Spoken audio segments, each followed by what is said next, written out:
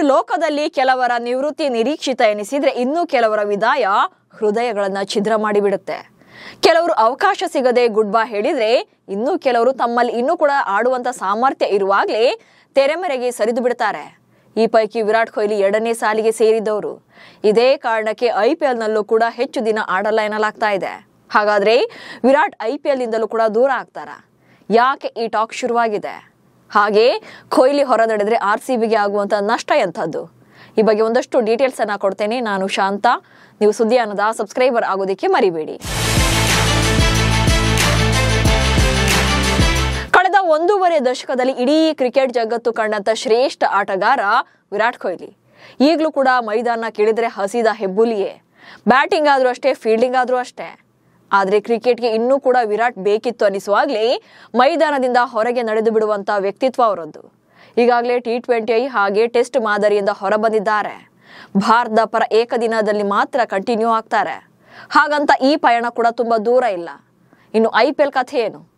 RCB ಪರ day 1 ನಿಂದ ಆಡ್ತಾ ಇರುವಂತ ವಿರಾಟ್ ಕೊಹ್ಲಿ ಕರ್ನಾಟಕದ ಪಾಲಿಗೆ ಮನೆ ಮಗನೇ ಆಗಿದ್ದಾರೆ. ಹಾಗಂತ ಇನ್ನೆಷ್ಟು ವರ್ಷ ಈ ಜರ್ನಿ ಅಂದ್ರೆ ಅದಕ್ಕೆ ಉತ್ತರ ಇಲ್ಲ. ಆಡುವ ಅವಕಾಶ ಇದ್ರೂ ನಿವೃತ್ತಿ ಘೋಷಿಸ್ತಾರ ಕೊಹ್ಲಿ. ಟೀಮ್ ಇಂಡಿಯಾದಲ್ಲಿ ಏಕದಿನ ಮಾದರಿಯಲ್ಲಿ ಮಾತ್ರ ಕಣಕ್ಕಿಳಿತಾ ಇರುವಂತ ಕೊಹ್ಲಿ 2027ರ ಏಕದಿನ ವಿಶ್ವಕಪ್ ಮೇಲೆ ಕಣ್ಣಿಟ್ಟಿದ್ದಾರೆ.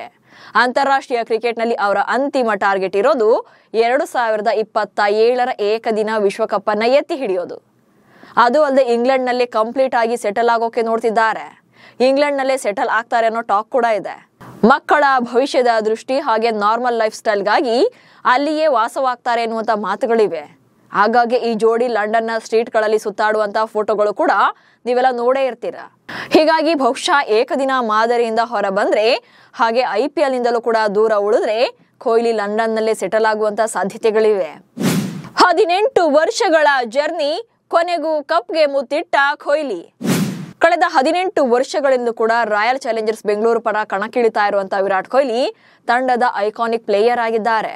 ಬರೀ RCB ಅಷ್ಟೇ ಅಲ್ಲದೆ ಬೇರೆಲ್ಲ ಫ್ರಾಂಚೈಸಿಗಳಲ್ಲೂ ಕೂಡ ಕೊಹ್ಲಿ ಫ್ಯಾನ್ಸ್ ಇದ್ದಾರೆ.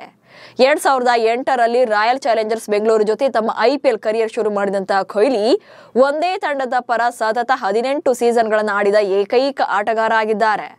ಹಾಗೆ 2013ರಿಂದ 2021ರವರೆಗೆ ನಾಯಕನಾಗಿ ಕೂಡ ಮುನ್ನಡೆಸಿದ್ದಾರೆ. 2025ರ IPL ನಲ್ಲಿ ಕೊನೆಗೆ IPL ಕಪ್ ಗೆದ್ದು ಕಣ್ಣೀರಿನ ಮೂಲಕ ಸಂಭ್ರಮಿಸಿದ್ರು. 36 ವರ್ಷ ವಯಸ್ಸಿನ ವಿರಾಟ್ ಕೊಹ್ಲಿ IPL ನಲ್ಲಿ ಬರೆದಿರುವಂತಹ ಅಪರೂಪದ ದಾಖಲೆಗಳ ಬಗ್ಗೆ ಕೂಡ ಹೇಳ್ತೇನೆ ನೋಡಿ.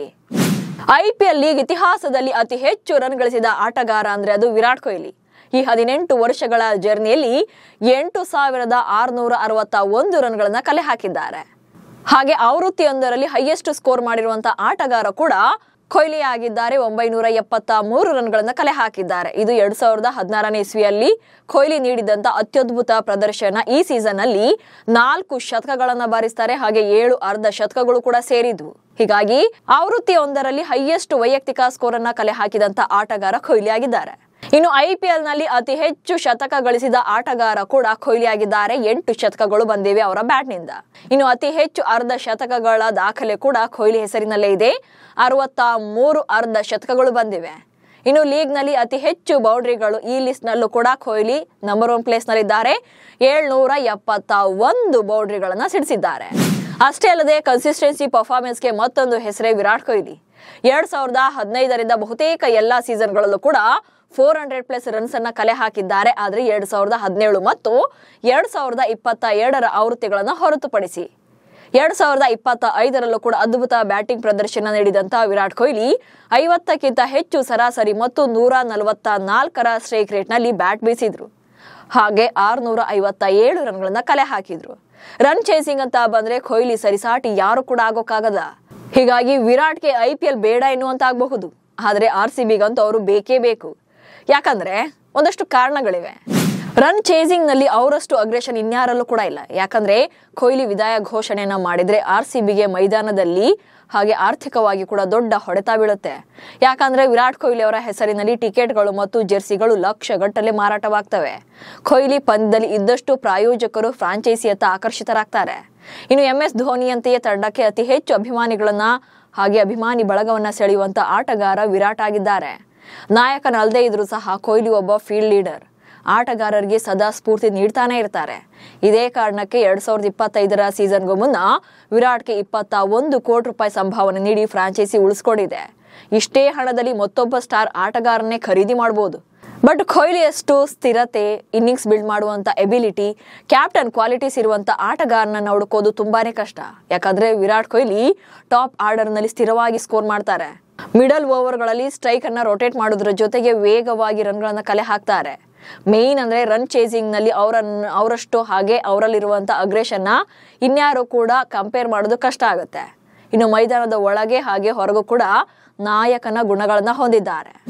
ಇನ್ನು ವಿರಾಟ್ ಕೊಹ್ಲಿ IPL ನಿಂದ ಕೇವಲ ಸಂಭಾವನೆ ಮೂಲಕವೇ 200ಕ್ಕೂ ಹೆಚ್ಚು ಕೋಟಿಗೂ ಹಣವನ್ನ ಗಳಿಸಿದ್ದಾರೆ, ಜಾಹೀರಾತುಗಳನ್ನ ಹೊರತುಪಡಿಸಿ.